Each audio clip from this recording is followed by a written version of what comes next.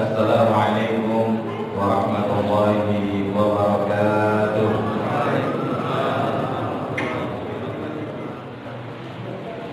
Alhamdulillah, alhamdulillahilladzi unzila bihi al-Qur'an hudan lin-nasi wa bayyinatin minal huda wal furqan. Asyhadu an la ilaha illallah wahdahu la syarika lah wa asyhadu anna nabiyyana Muhammadan abduhu wa rasuluhu la nabiyya wa rasula ba'da. Allahumma shalli wa sallim ala hadzal nabiyyil karim nabiyyina wa maulana Muhammad sallallahu alaihi wasallam wa ala alihi wa ashabihi wa man tabi'ahum bi ihsanin ila yaumiddin. Amma ba'd, subhanaka la ilma lana illa ma 'allamtana innaka antal alimul hakim wa la haula wa la quwwata illa billahil aliyyil azim. Yang sama kami hormati Ketua DKM Masjid As-Sa'adah serta segenap jajaran pengurus, para asatidzah, para orang tua kami, Bapak Ibu, wabil khusus jamaah salat Isya wa Tarawih yang insyaallah diberkahi dan dirahmati Allah Subhanahu wa taala. Sebelumnya izinkan Al-Fakir menyapa Bapak Ibu di malam hari ini. Bagaimana kabarnya malam hari ini? Sehat semua Bapak Ibu? Sehat, fisiknya sehat. Karena ciri orang fisiknya sehat salah satunya ngaji, duduknya nyender apa nggak nyender. Jadi begitu dibilang ada pengajian setelah witir langsung semua senderan itu penuh. Padahal tadi waktu sholat nggak pada cari senderannya.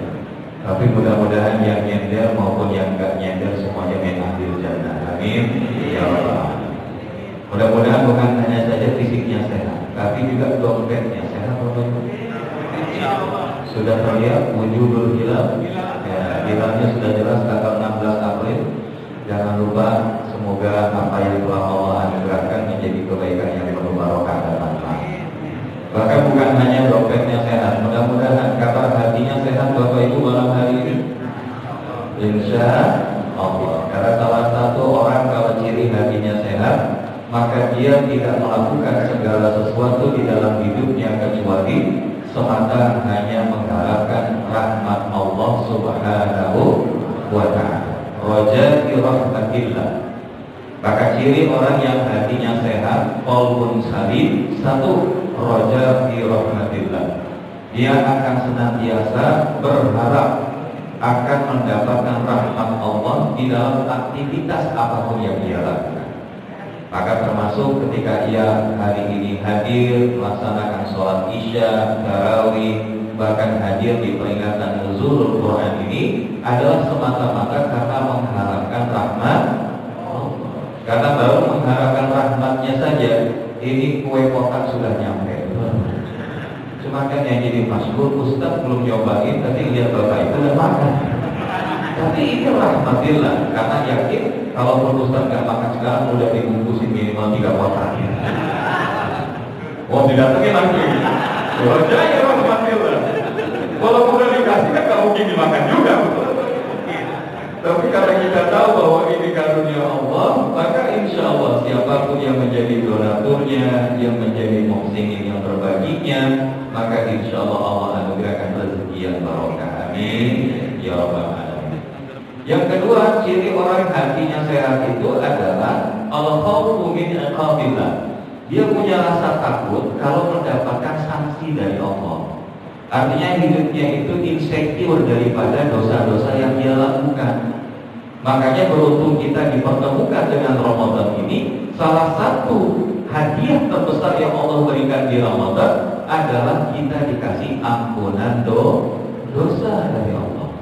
Man shoma Ramadan, man qama Ramadan, man qama lailatul qadar imanan wa ihtisaban, ghufira lahu ma taqaddama min dhanbi. Coba lihat.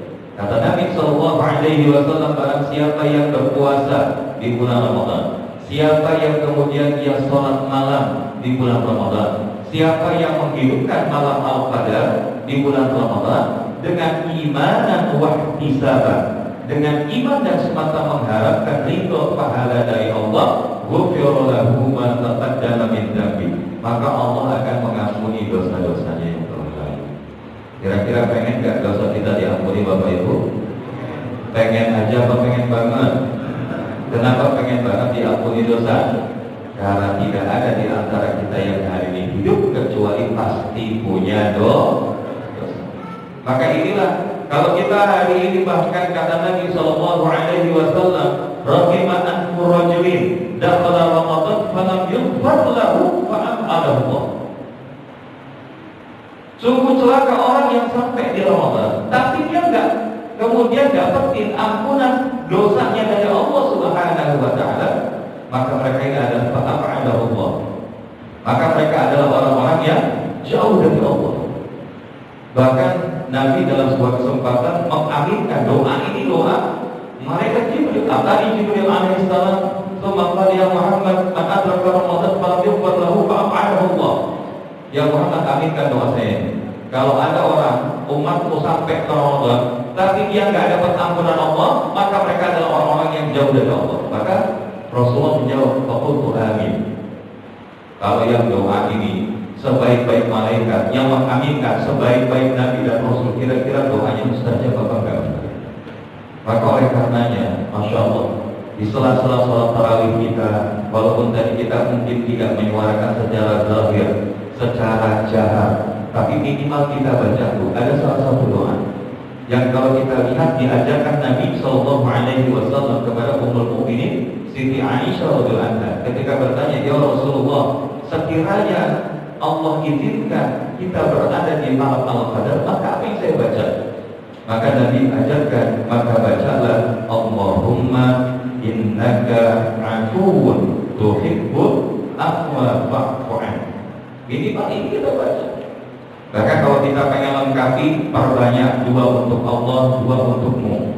Dua untuk Allah untuk apa? Yaitu kalimat thayyibah, asyhadu an la ilaha illallah, astaghfirullah, as'aluka ridhaka wal jannah, wa a'udzu bika min sakhatika wan nar. Allahumma innaka 'afuwwun karim, tuhibbul 'afwa fa'fu 'anna ya karim. Ini kita baca.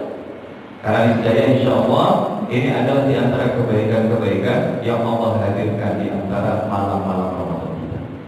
Maka kalau kita bangun sahur, perbanyak baca itu. Ketika kita akan buka, baca itu. Bahkan ketika kita setelah ada waktu jeda, banyak di antaranya zikir yang tadi sudah kita sampaikan. Dan yang ketiga, ciri orang yang hatinya sehat, maka menurut para ulama adalah mahabbatullah. Dia punya cinta kepada Allah Subhanahu wa ta'ala. Dan siapa orang yang cintanya paling luar biasa kepada Allah? Walladzina amanu asyaddu hubban lillah. Dan orang-orang yang beriman cintanya kepada Allah itu luar biasa. Makanya ciri orang yang beriman kalau cinta, apa ciri orang kalau jatuh cinta Bapak Ibu? Kalau kita kan sering, kalau ditanya sama guru kita, ada berapa perkara rukun iman? Nah, rukun Islam 5, rukun cinta. Nah, ini yang belum ya.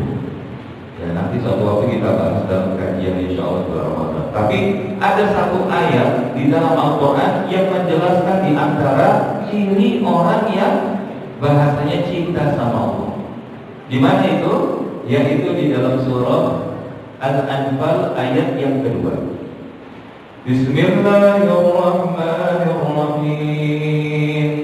Innamal mu'minuna alladzina idza dzukirallahu wajilat qulubuhum wa idza tuliyat 'alaihim ayatuhu zadatuhum imana wa 'ala rabbihim yatawakkalun. Maka ciri orang yang beriman itu kata Allah, yaitu ketika mereka mendengarkan asma Allah, berzikir kepada Allah, maka mereka merasakan getaran di dalam hatinya. Wajalal qulub, wajalal qulub. hatinya tergetar. Dalam konteks apa? Khudu'an wastikana. Dia merasa tunduk di hadapan Allah, dan di satu sisi getaran itu menghadirkan ketenangan. Bukan getaran yang membuat kita makin jadi orang yang jauh dari ketenangan. Dan inilah ciri di antara orang yang beriman. Dan yang kedua adalah ketika dia membaca ayat Allah, bertambahlah keimanannya. Dan inilah yang kalau kita lihat korelasi antara iman dengan Al-Quran, ini sesuatu yang tidak terlepas. Maka kalau tadi imam kita membaca dengan indah, pertanyaannya, adakah kita semakin bertambah keimanan kepada Al-Quran? Bertambah keimanan kita kepada Allah? Karena kalau kita tidak bertambah keimanannya, jangan-jangan kita baru artificial di dalam rangka berinteraksi kita dengan Quran. Dan di dalam kesempatan inilah menjadi penghantar dari materi kajian kita pada malam hari ini, indahnya hidup di bawah naungan Al-Quran. Karena kalau kita kaitkan dengan apa yang disampaikan awal tadi, maka tidak terlepaskan tuh orang yang beriman dengan Quran. Ketika dia beriman, pasti dia akan dengan Al-Quran. Karena kalau kita bicara tentang Al-Quran, maka Ramadan adalah momentum daripada hadirnya Al-Quran di dalam hidup kita. Kata siapa? Karena ini adalah bukan kata Zulfikar, bukan kata Ustaz, bukan kata Kiai ataupun guru-guru mu'allim kita, tapi Allah sendiri yang telah memfirmankannya di dalam Quran surah Al-Baqarah ayat yang ke-185. Bismillahirrahmanirrahim. Syahrul Ramadan alladzi unzila fihi al-Qur'an hudan lin-nasi wa bayyinatin minal huda wal furqan. Bulan suci Ramadan adalah bulan diturunkannya Al-Quran. Bahkan bukan hanya saja Quran. Kalau kita lihat hadis Nabi Sallallahu Alaihi Wasallam, lembaran suhuf diturunkan kepada Nabi Ibrahim pada bulan Ramadan. Ada riwayat malam 1 atau malam 3 Ramadan. Kemudian kitab Zabur kepada Nabi Daud alaihissalam pada malam ke-6 Ramadan. Kemudian daripada kitab Taurat kepada Musa alaihissalam 9 Ramadan. Kemudian kitab Injil diturunkan kepada Nabi Isa alaihissalam terjadi 13 Ramadan. Dan kemudian Al-Quran diturunkan kepada Nabi kita Muhammad Sallallahu Alaihi Wasallam terjadi pada 17 Ramadan, atau dalam riwayat yang lain 23 Ramadan. Maka tadi kalau dibilang kaitannya dengan nuzulul Quran, maka tadi masyhurnya di negeri kita mengambil pendapat para ulama yang berpendapat turunnya Al-Quran pada tanggal 17 Ramadan. Walaupun kalau kita lihat pemaknaan nuzulul Quran, jadi ini terdiri dari dua kata, nuzul dan Al-Quran. Nuzul dari kata nazala yang artinya turun. Al-Quran berarti apa yang kita sebut dengan Al-Quran itu sendiri. Maka proses turunnya Al-Quran ini sebetulnya kalau kita lihat ada bilang Ustaz, kalau kemudian nuzulul Quran malam 17 dan juga disebut Lailatul Qadar, berarti apakah Lailatul Qadar itu jadinya nggak dirahasiakan? Kan kita kan harus nggak bilang gitu, oh Lailatul Qadar itu kalau hadis Nabi 10 malam terakhir cari di malam-malam kan janji. Tapi lalu gimana kita mengtahukan antara 17 Ramadan, kemudian ada Lailatul Qadar, ada nuzulul Quran? Nah ini pelan-pelan kita bahas ya. Karena insya Allah kita wajah-wajahnya ini siang begadang sampai sahur. Makanya sengaja dibuat modelnya setelah tidur tadi sama Pak Haris sampai jam berapa? Pokoknya senyamannya antum aja Ustaz. Ini kalau sudah sampai senyamannya ini sampai jam 10 nyaman, sampai jam 12 nyaman, asal jangan lupa kambing gulingnya disiapin. Tapi kalaupun enggak, minimal sampai setengah 9 lewat lebih gitu ya. Saya lihat wajah-wajahnya sudah mulai bisa, kita senyamannya Ustaz sudah mulai bisa ya. Tapi anak kuliah, yuk kita bahas satu-satu. Jadi kalau kita bilang nuzulul Quran, ini pun juga ada beberapa pendapat.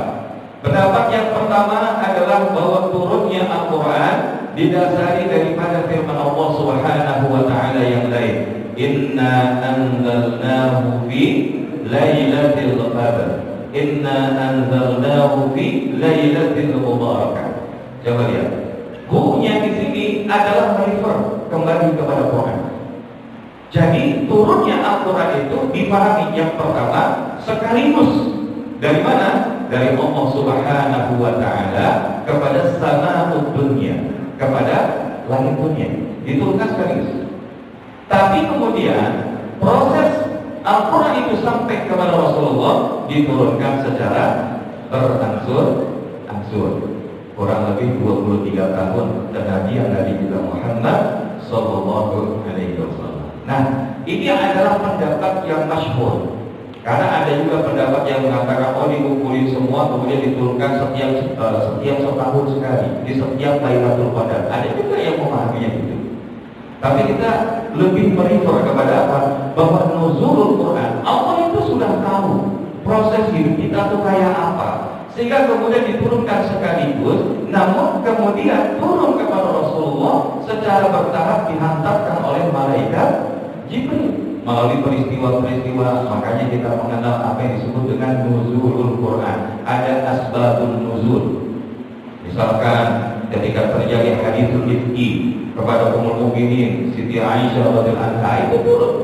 Barokah turun kepada sahabat-sahabat Nabi yang dia nggak berangkat pergi ke medan perang di waktu perang Badar, maka kemudian mereka diikom, didiemin.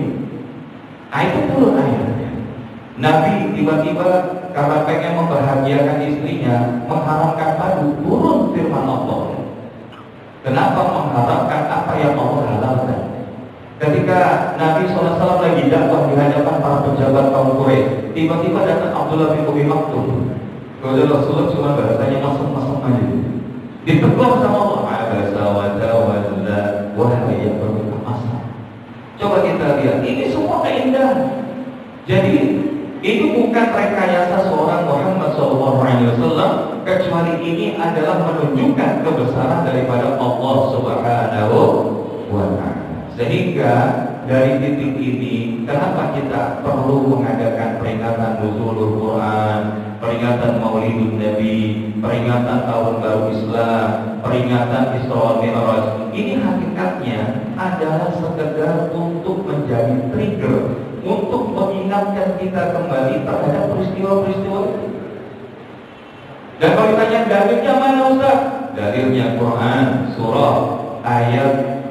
Surah Az-Zariyat ayat 55. Wa dzakir fa inna dzikra tanfa'ul mu'minin. Dan tetaplah berikan peringatan, maka sesungguhnya peringatan itu hanya akan bermanfaat bagi orang-orang yang beriman. Jadi kalau kita hari ini perkara nuzul Qurannya precise tanggal 17, tapi kok sekarang kita lakukan tanggal 15, nggak ada masalah. Maulid Nabi tanggal 12 Rabiul Awal kita lakukan 12, misalkan Rabiul Akhir, gak ada masalah. Karena hakikatnya adalah merefresh kembali daripada pengingatan kita terhadap peristiwa-peristiwa penting. Surah Yunus ayat 58. Qul bi fadlillahi wa bi rahmatihi fa bidzalika falyafrahu. Katakanlah dengan kelebihan-kelebihan yang Allah berikan. Kita dikasih nikmat iman wal Islam itu fadlillah. Tapi wa bi rahmatihi ini dimaknai para mufassir, di antaranya rahmat Allah menghadirkan Rasulullah Muhammad. Wa ma arsalnaka illa rahmatan lil alamin. Dan rahmat Allah lainnya Al-Quran. Maka dengan apa yang Allah turunkan dengan Al-Quran, falyafrahu, maka hendaknya mereka bergembira. Makanya ketika kita di sini, alhamdulillah, begitu nuzul Quran ini baru mulai ngaji ada kotak snack, gembira kan? Apalagi begitu selesai, insya Allah adalah paket nasi malam, paket makan malamnya dulu. Insya Allah gembira banget lagi. Apalagi nanti dari panitia ada door prize emas mulia 24 karat, apalagi kan? Insya dan grand prize yang insya Allah yang bisa bertahan akan diberangkatkan umroh. Oh nggak ada yang amin, makanya nggak ada lagi. Nggak ada yang nggak mungkin bagi Allah. Kalau yang maksiat hanya dibuat foya-foya, dibuat hura-hura, meriah, masa ya Ramadan takut? Makanya nanti ke depan insya Allah tahun depan Diadakan. Siapa yang kemudian hadir di malam nuzulul Quran, dia kemudian bisa istiqomah 10 hari terakhir dari 20 hari sebelumnya, insya Allah berpeluang diberangkatkan ke menjalankan ibadah umrah. Bukan masih nggak amin lagi. Amin ya Rabbal. Pak Bu, kangen nggak sih banyak berangkat ke tanah suci? Kita dengan imam kita ajarin kayak gitu, apalagi kita datang ke tanah suci. Dan kemudian ada salah satu imam itu Syekh Badar Bari, Masya Allah. Kalau kita datang ke sana tuh belum masuk surah apa-apa, baru baca Fatihah kita berlinang air mata. Kalau kita kan di sini banyak yang berlinang air mata begitu imam mau baca. Begitu tanya, Pak, kenapa Bapak berlinang air mata, Bapak? Bukan itu, justru karena saya nggak apa-apa, panjangan imam yang mana saya. Tapi insya Allah nggak di masjid Jami asal ada insya Allah ya. Saya lihat ini baru pemanasan, nanti kayak 10 hari terakhir itu satu malam menangnya minimal 3 juz insya Allah. Siap Bapak Ibu? Coba yang siap angkat bilang saya. Oh alhamdulillah 1, 2, 3. Lah yang lain? Ya kami cari masjid yang lain. Baik Bapak Ibu jamaah yang dirahmati Allah Subhanahu wa taala. Jadi coba lihat. Jadi kalian perlu gembira. Di malam yang kayak begini Allah pilih kita, Allah hadirkan kita, dan sengaja panitia tadi bilang ingin dilakukan di malam weekend. Kenapa? Supaya Bapak Ibu tidak ada beban kalau misalkan besok ada kerjaan, itu jauh lebih santai. Kalau setelah ini Bapak Ibu kemudian lanjut murojaah juga tak ada masalah. Jadi nggak perlu dipertentangkan. Kenapa nggak malam 17 gitu ya Bapak Ibu ya? Jadi insya Allah yang kita ambil esensinya. Jadi kita gak sibuk dengan perkara-perkara yang sebetulnya malah memecah belah ukhuwah di tengah umat, tapi bukan fokus bagaimana kita bisa merajut kebersamaan di tengah umat. Dan inilah salah satu esensi nuzulul Quran, yaitu apa? Bahwa Al-Quran Allah turunkan di tengah kaum yang pada saat itu disebut jahiliyah. Diturunkan kepada Nabi yang ummi, yang dia tak bisa baca tulis. Sehingga bahkan ketika Rasulullah lagi tahannus gitu di Gua Hira, maka malaikat Jibril datang kepada Rasulullah kemudian memerintahkan, "Iqra ya Muhammad." "Iqra ya Muhammad." Rasulullah bilang saat itu, "Ma ana biqari." Saya tak bisa baca. Apa yang dilakukan oleh Jibril? Dipeluk sampai tersengal-sengal nafas Rasulullah. Kemudian dilepaskan. Ditanya lagi sama malaikat Jibril, "Iqra ya Muhammad." "Ma biqari." Saya tak bisa baca. Dipeluk lagi sama malaikat Jibril. Sampai kali ketiga begitu juga terjadi, "Iqra Muhammad." Maka kemudian ma ana biqari. Rasulullah menyebut, saya tak bisa baca. Maka barulah kemudian dibacakan firman Allah yang pertama sampai kelima dari surah Al-An'am. Iqra bismi rabbikal ladzi khalaq, khalaqal insana min 'alaq, iqra rabbukal akram, alladzi 'allama bil qalam, 'allamal insana ma lam ya'lam. Kalau kita bahas ini bisa insya Allah 2 jam. Tapi yang ingin saya sampaikan adalah bahwa dengan Iqra yang kemudian Allah perintahkan melalui malaikat Jibril ini, maka dengan izin Allah menjadi kaum, menjadi umat yang menjadi terbaik di alam semesta ini. Sehingga kalau kita tarik apapun yang disentuh Al-Quran itu pasti mulia. Apapun yang disentuh Al-Quran itu pasti mulia. Al-Quran itu sendiri disebut Al-Quranul Karim, Al-Quran yang mulia. Makanya ketika diturunkan oleh malaikat yang paling mulia, perantara malaikat yang paling mulia siapa? Malaikat Jibril kepada Nabi dan Rasul yang paling mulia siapa? Rasulullah Muhammad SAW. Di malam yang paling mulia yaitu Al-Qadar, Lailatul Qadar, di dalam bulan yang terbaik dari seluruh bulan yang ada yang paling mulia yaitu bulan Ramadan, di tempat yang paling mulia di atas muka bumi, tanah suci Mekah. Dan otomatis kalau ditujukan kepada umat yang mendapatkan Quran, maka dia akan jadi umat yang mulia. Umat siapa itu? Kita, umat Nabi Muhammad Sallallahu Alaihi Wasallam. Makanya hakikat umat Islam itu adalah jadi umat yang benar.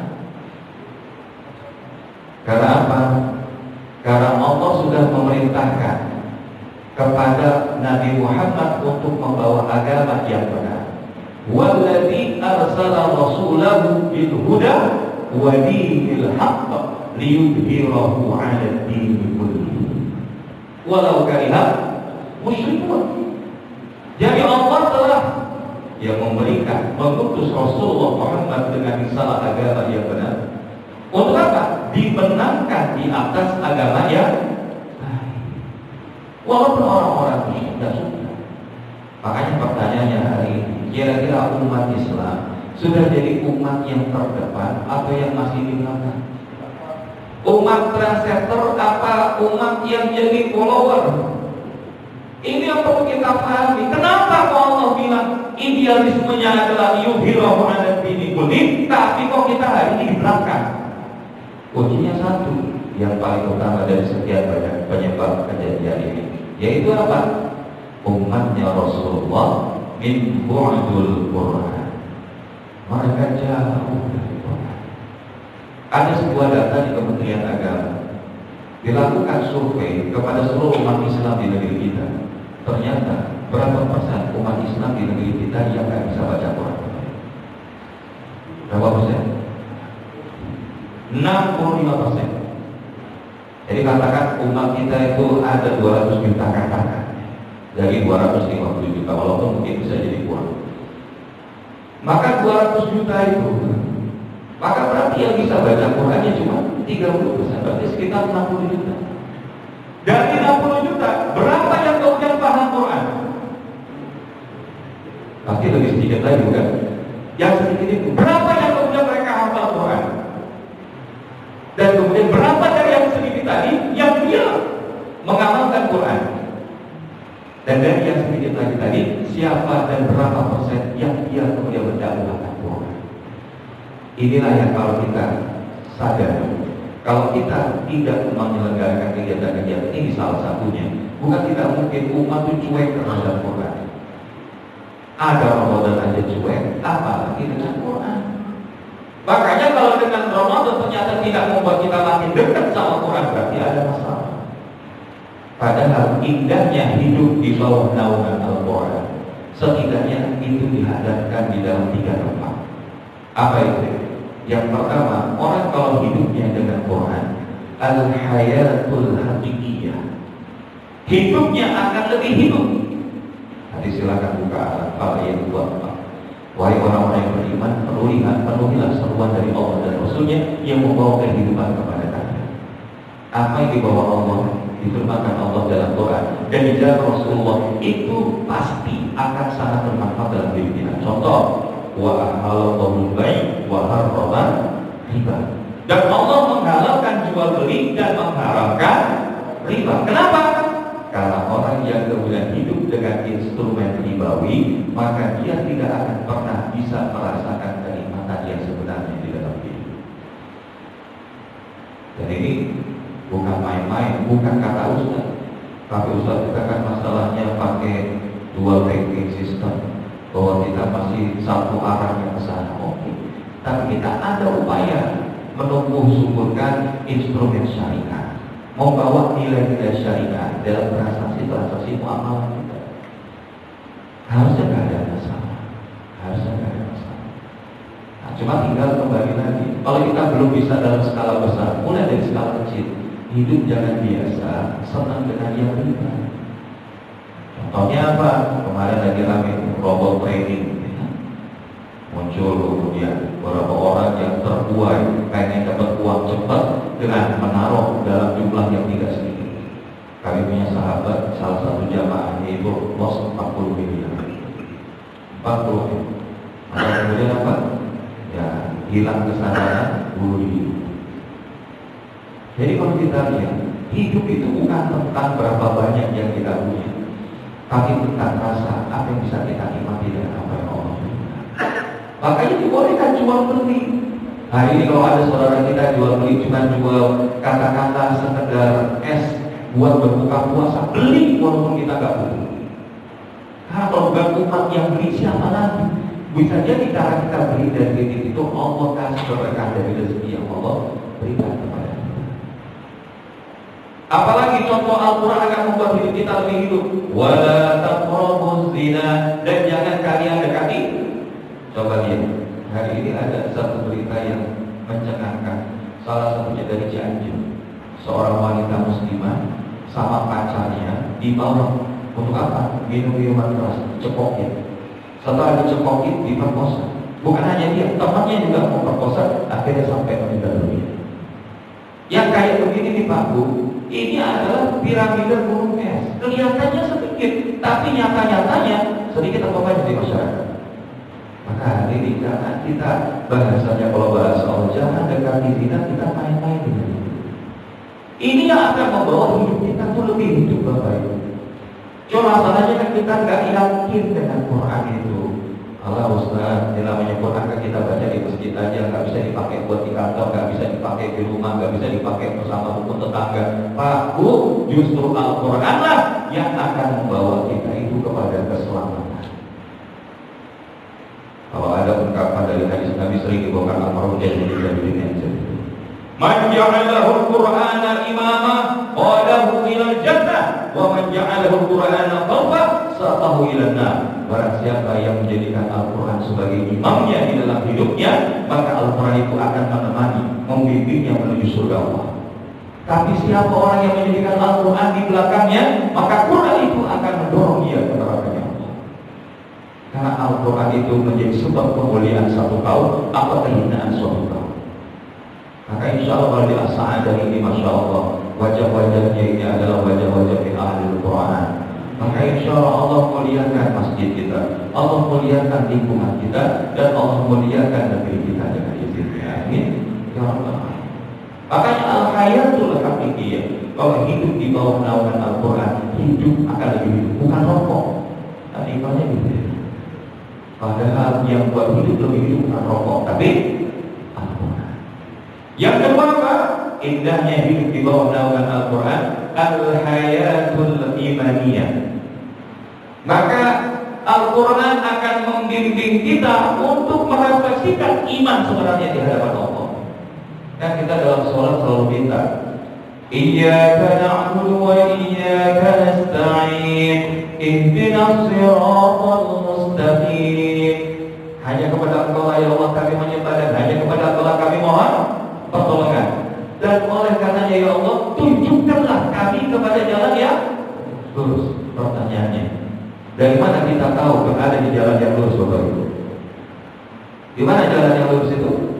Dalam surah Al-Isra Allah sebutkan, Inna hadzal Qur'an yahdi lillati hiya aqwam wa yubashshirul mu'minin. Sesungguhnya ini adalah Quran yang akan membimbing kalian kepada jalan yang lurus, dan oleh karenanya berikan kabar gembira kepada orang-orang yang beriman. Jadi orang beriman sama Quran itu gak akan lepas. Dia yakin dengan apa yang disampaikan oleh Nabi. Yang Al-Quran, fa'innahu ya'ti yawmal qiyamah syafi'an li ashabi. Bacalah Quran, maka sesungguhnya Al-Quran akan menjadi syafaat, menolong bagi seorang yang membacanya waktu di dunia kelak yaumil akhir di sisi Allah. Kita nanti yang bisa menolong kita di antaranya Bapak Ibu adalah amal-amal yang Allah izinkan bisa memberikan syafaat. Di antaranya apa? Puasa dan Al-Quran. Maka dalam satu hadis Nabi dibilang puasa, bilang ya Allah, dia nahan dari apa yang Engkau bolehkan di siang hari karena, maka berikanlah syafaat kepada. Terus Quran bilang ya Allah, dia kemudian tidak tidur malam hari karena baca ayat-ayatmu, maka berikan syafaat kepada dia. Maka kemudian kata Nabi, dia syafaat, maka dua-duanya diiringi dengan syafaat. Jadi kalau kita hari ini di dalam Ramadan tapi nggak makin dekat sama Quran, nggak makin beriman sama Quran, berarti karena kita kadang-kadang mendudukan Quran itu baru sekedar jadi hiburan, baru menjadikan sebagai fancy. Wah, beli Quran di tanah suci, dibuat bahkan saking bagusnya, nggak pernah disentuh-sentuh ya. Coba lihat Quran di rumah kita, kira-kira ibaratnya itu agak-agak lecek atau masih bagus? Karena kalau lecek kan berarti sering dibaca, tapi kalau bagus-bagus, jangan-jangan Al-Quran itu pun nggak mau disentuh oleh kita. Nah, cuma jadi bacaan. Kadang-kadang ada orang suruh baca Quran ya, tapi bacaan Allah la ilaha illallah Jadi lebih bisa setannya. Tapi Bapak Ibu yang ingin saya sampaikan adalah al-hayatul imaniyah. Karena hari ini kalau kita mengaku beriman tapi nggak yakin dengan Quran, problem, betul Bapak? Karena Al-Quran ini adalah guidance book in our life, merupakan buku pedoman petunjuk di dalam hidup kita. Karena ibarat apa? Ibarat kipas angin. Ambil contoh kipas angin. Katakan kipas anginnya ini mereknya adalah Samsung. Tapi kemudian rusak.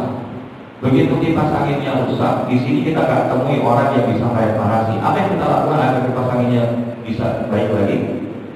Ya, kita baca buku panduan. Tapi kalau buku panduannya dari Sanken, kira-kira pas nggak sama Samsung? Begitu juga kita hari ini. Dalam tatanan hidup kita, mungkin hari ini kita sedang banyak kerusakan. Tapi masalahnya, yang kita baca buku panduan dari Allah atau selain Allah. Maka itulah yang membuat nggak ketemu. Maka itu yang membuat tidak ketemu. Padahal Al-Quran itu adalah merupakan pengajaran dari Allah Subhanahu wa Ta'ala buat kita. Dijadikan sifat penawar, rahmah lil mu'minin, menjadi bagi rahmat orang-orang beriman. Makanya kalau kita bicara dalam nuzulul Quran hari, mulai dengan keimanan kita. Pertanyaannya, Bapak Ibu yakin gak dengan Quran? Yakin gak dengan Quran?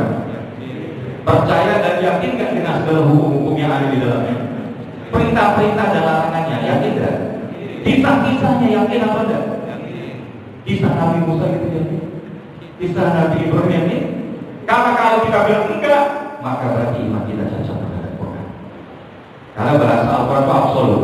Dzalikal kitabu la raiba fihi hudan lil muttaqin.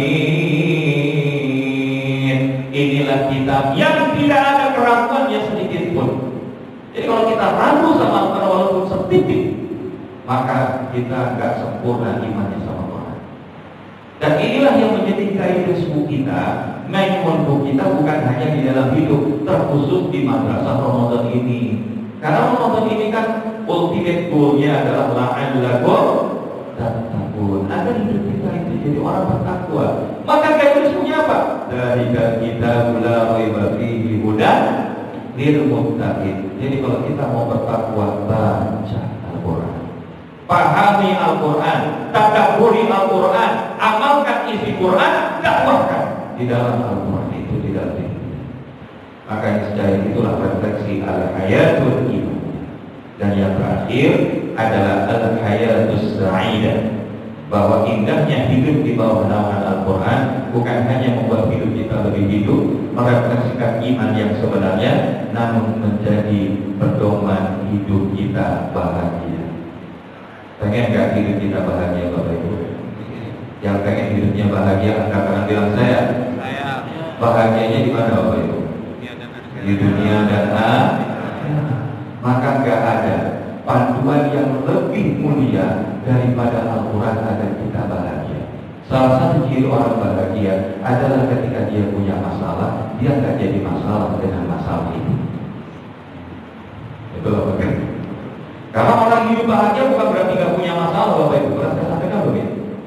Nabi Ibrahim, begitu ia dibakar pada apinya Namrud, masalah kan?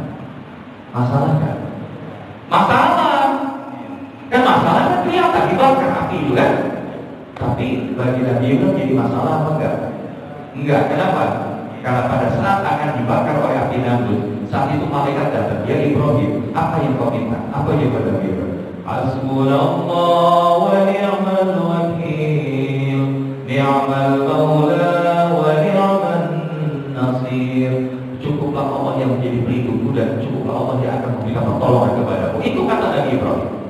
Maka apa?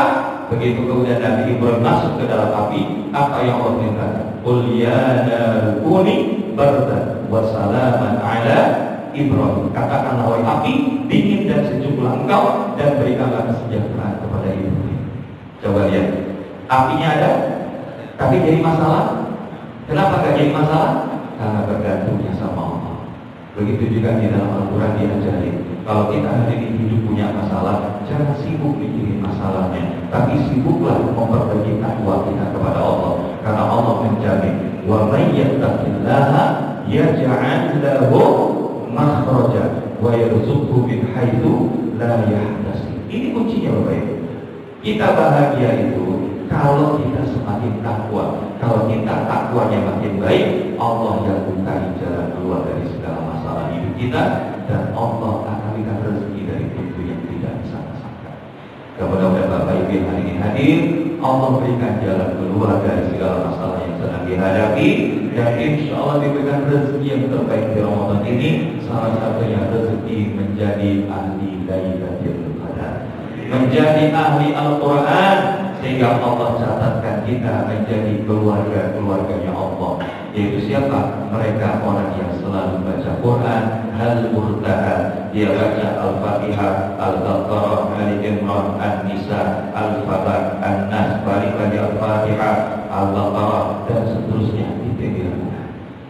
Mudah-mudahan Allah izinkan juga hadir di tengah kita anak-anak yang menjadi generasi ahli Quran yang lebih baik daripada generasi kita, sehingga insya Allah bisa membawa negeri ini menjadi negeri yang lebih Allah rahmati, Allah berkati, dan Allah turunkan kebaikan-kebaikan di dalamnya. Amin ya rabbal alamin. Oleh karena itu sebagai penutup, saya cuma pengen ngajakin Bapak Ibu baca doa bareng-bareng. Kalau anak-anak TTA itu kalau selesai ngaji apa doanya? Allahumma arhamna bil Quran. Ya, yuk kita baca doa ini. Mudah-mudahan Allah betul-betul karuniakan kasih sayangnya di dalam hidup kita dengan Al-Quran. Kemudian kita mampu menjadikan Al-Quran sebagai imam, menjadi hudan, menjadi rahmat dengan izin Allah Subhanahu wa ta'ala. Yuk sama-sama kita baca.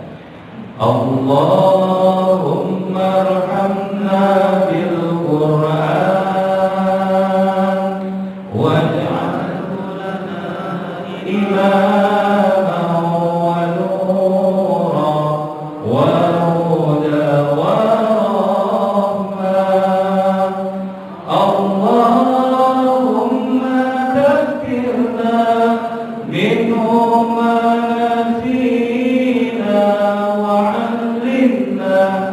منه ما جهلنا وارزقنا تلاوته آناء الليل وأطراف النهار واجعله لنا حجتين يا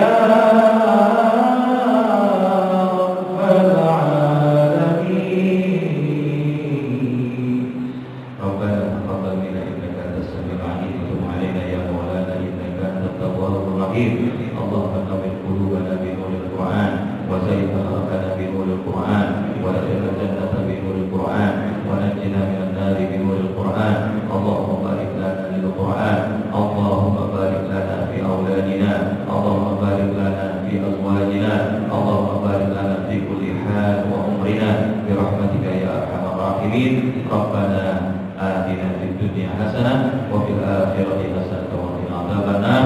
وصلى الله على سيدنا محمد النبي الأمي وعلى آله وصحبه وسلم. سبحانك اللهم وبحمدك أشهد أن لا إله إلا أنت أستغفرك ونتوب إليك والحمد لله رب العالمين. Selamat menikmati hidayah cintanya Allah di dalam Al-Quran sampai kemudian Ramadan akhir dan kita ditakdirkan menjadi pemenang dengan medali takwa. Hadanallahu wa iyyakum ajmain wal afwa minkum wa billahi taufiq wal hidayah.